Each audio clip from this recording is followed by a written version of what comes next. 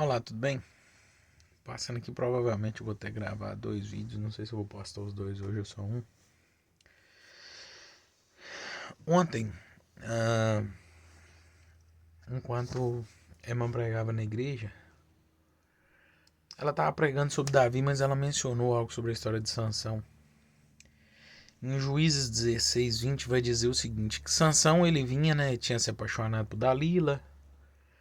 Ele já tinha dito a ela outras coisas que era o segredo. Não, se me amarrar com cordas novas eu não solto. E aí quando os filisteus chegavam, ele arrebentava as cordas como se fossem novelos de lã queimados. Só que Sansão foi brincando com Dalila. Ele foi talvez brincando com o pecado, né? Até que chegou o ponto que ele falou assim: não, meu segredo é o meu cabelo. Se cortar o meu cabelo, acabou. Sansão adormeceu no colo dela, ela corta as tranças dele. De repente ela grita: ó, os filisteus estão vindo. E aí Sansão levanta e fala assim: eu vou me livrar deles como das outras vezes. E tem uma expressão muito forte no texto. E ele ainda não havia percebido que o Espírito havia se retirado dele. Outras versões vai dizer: mas o Espírito de Deus havia se retirado dele, porém ele ainda não sabia. O texto é claro em dizer que ele levantou falando assim: não, Juízes 16:20, você pode ler lá depois. Não, eu vou fazer como das outras vezes e vai dar tudo certo. E eu hoje passei grande parte do dia meditando sobre isso. Sobre o perigo de as coisas darem certo. É complicado porque às vezes a gente vai preocupar quando as coisas dão errado, mas só que também é um perigo quando elas dão sempre certo. Porque e se a gente acostuma a uma maneira de fazer que está funcionando? E se está dando resultado como Sansão? Ele não podia tocar em coisas mortas e já tinha tomado o mel da carcaça. Ele não devia casar com uma mulher que não fosse de Israel e estava casado com a Dalila. Ele já tinha brincado com ela, mas tudo estava funcionando. Sempre que ele precisava, a força estava ali.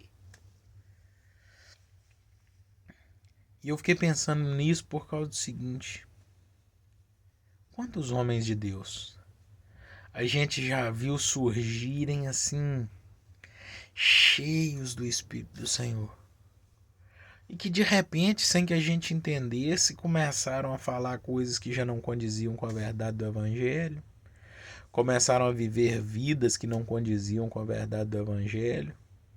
E aí a gente para e fala assim: Deus, mas por que isso? Pessoas que estavam ganhando multidões, pregando em vários lugares, cantando e fazendo sucesso, e de repente estão se declarando homossexuais, traindo suas esposas, abandonando a fé, ou pior, muitos continuam na igreja como se nada tivesse acontecendo. Mas você olha e fala assim: cara, não é a mesma coisa, cadê aquela unção que havia sobre ele? E eu fiquei pensando nisso, quando as coisas estão dando certo, é um perigo, porque isso o Espírito nos deixa e a gente não percebe.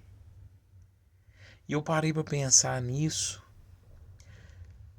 Paulo exorta, acho que é Timóteo, fala assim: não extingais o Espírito, a igreja de Tessalonicenses. E eu fico pensando que a Bíblia diz que eis que eu estou à porta e bato.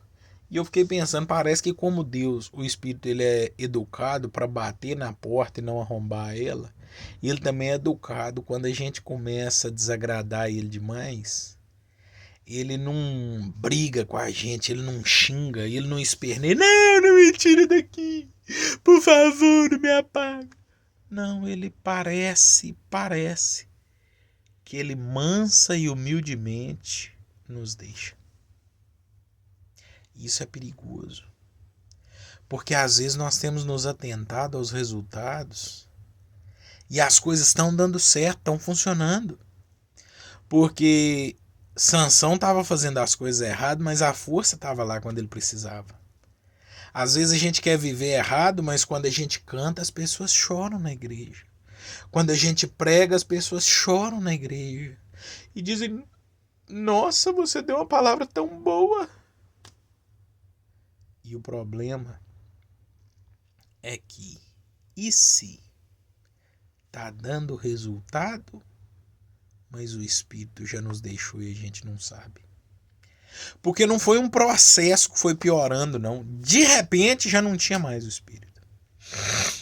E eu fico imaginando a situação de Sansão, que se levantou e falou assim: não, vou destruir eles como das próximas vezes. E aí na hora que ele levantou, talvez ele tentou dar um murro no cara, o cara que antes caía morto na hora assimilou o murro e devolveu outra pangada. Eu falei: pô, antes os murros desses caras não doíam assim não, o que tá acontecendo? E isso é um alerta para nós cristãos.